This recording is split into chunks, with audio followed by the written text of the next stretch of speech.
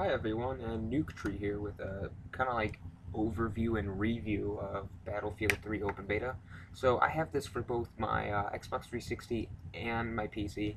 I'm only showing you on the PC because it's the only thing I can record on. So mind that I am not a very good PC gamer with first-person shooters. So first thing that I'll go over is that as you can see, there is all the regular classes. I'm going to be Assault, and I'm going to start at the Declare. So the game actually looks really good, I think. Like, I love the look of the game a lot. And so right now, I'm just with the shotgun class. I've learned that the shotgun is very, very useful for a lot of situations. So as you can see, prone, you can now go prone, which is very, very useful for getting in and out of combat situations. So what you did see there was a glare on the sniper's gun, actually, on the scope of it. And you can now find snipers a little bit easier if you can look for their glare. A has been set off, so I'm just going to sit here and I'm just going to wait. Make sure anybody doesn't come around.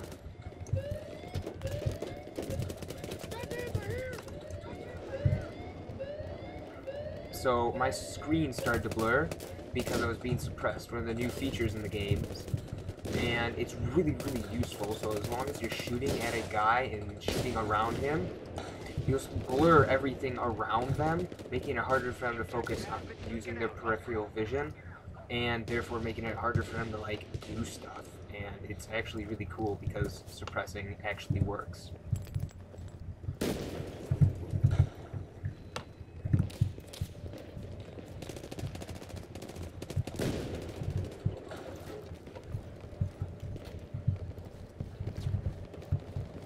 So I'm just going to go towards B, and I'm going to see if I can actually set it up.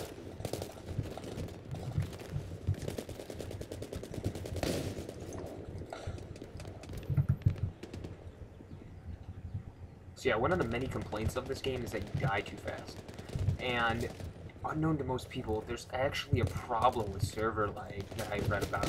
And it's actually causing people to actually die a lot faster than you feel. So for instance, if you hear one bullet and you die, you really didn't die from just one bullet. It's the fact that there was server lag and you could only hear one. There were multiple shots, but you only heard one and then you died. So that's one of the major issues. One of the other major issues is the fact that there are a lot of glitches, and I don't want to purposely get into them because that wouldn't be fun, but there are a lot of glitches, especially with geometry on the maps. So for instance, you have people falling through the map, you have people shaking. If I see shaking, I'll point it out, but you'll just start shaking and you can't really concentrate. It's kind of weird, but falling through the map is one of the huge problems. That's like amateur stuff. Like, you don't see that in video games a lot, unless it wasn't polished, and Battlefield games are very known for being very highly polished multiplayer games. So I was kind of surprised by this and actually very scared that that even existed in a Battlefield game. So I kind of looked into it and asked around. If you could see that really quickly, if I go off topic, you saw a red light on my screen. You can attach red lights to the bottom of your weapons, turn them on and off. They act as like a guide, but they also, like you saw on mine, they blind you from range. So they blind you at a center point. They also give away position, though. It's really cool. Same thing with flashlight attachments. Flashlight attachments, same way, you can turn them on and off. More of corridor-like attachments, so that if guys get close to you, it's basically like a blind. But again, if you aren't careful, everybody can see where you are, so you gotta turn it off at certain times. Back to the issues with geometry, though. From rumors that I've heard, and just from facts and putting pieces together, they came out with a few, like, updates, not updates, but like some informational updates, and just saying about how, like, this won't look as good. This game, the beta doesn't look as good as the actual game, and that just kind of like, well, then why would you give it out? then with the geometry acting all weird, people are just wondering like, oh, what are you doing, you know? And so it's come to a conclusion that something was wrong. And my friend pointed it out one time. I didn't get the actual link, but I heard that they actually took the Frostbite 1.0 engine, implemented some Frostbite 2.0 features to make it look like Frostbite 2.0, and then called it a beta. Not because they didn't want to work on it, but because time was short and they promised a beta, so they just wanted to get something out. I don't completely blame them, but I don't like the fact that this is given the representation of the game, especially when it's glitch-filled like this.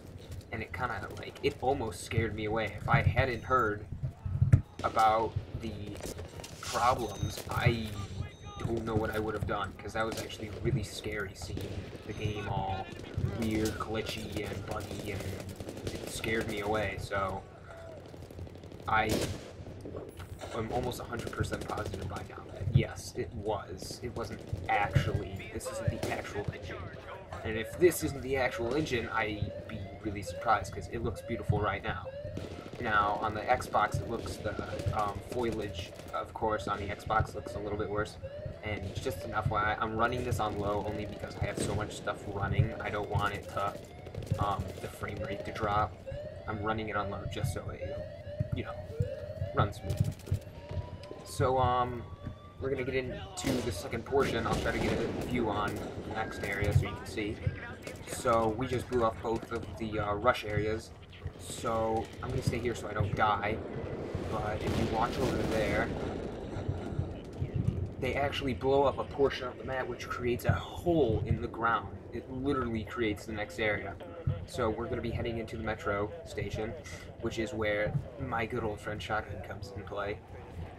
So they do set up some areas like right here. I don't know if I'm going to hit it or not. Maybe I will. But nope, I'm good. But they keep areas off limits for a little time so the defensive player doesn't like get rocked right away. So I'm allowed to go in here.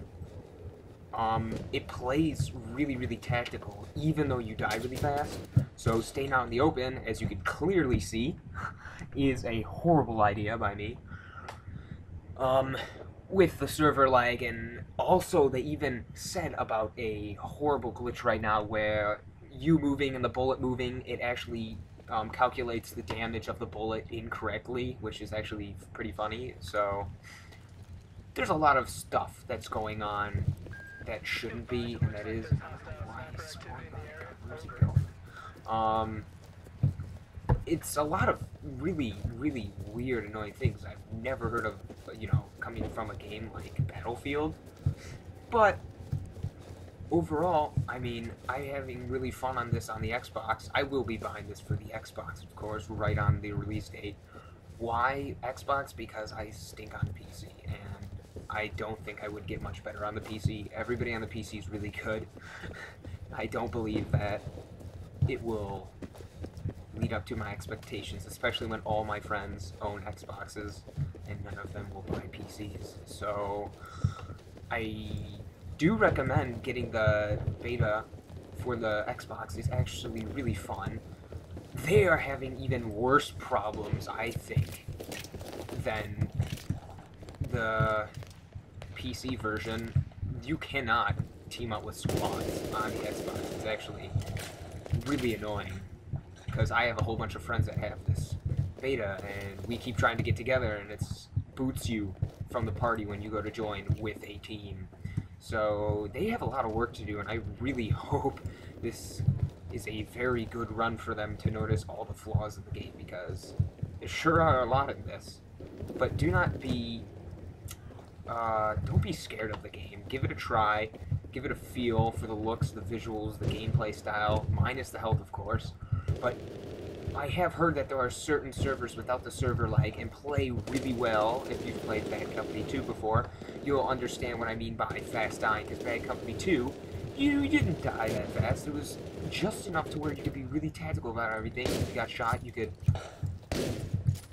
really just like give some reaction to what people were doing, and in this game you don't have much time to react. Finally, I like to focus on a few things in case you guys were scared by what I was saying about all the glitches. Number one, free movement is wonderful in the game.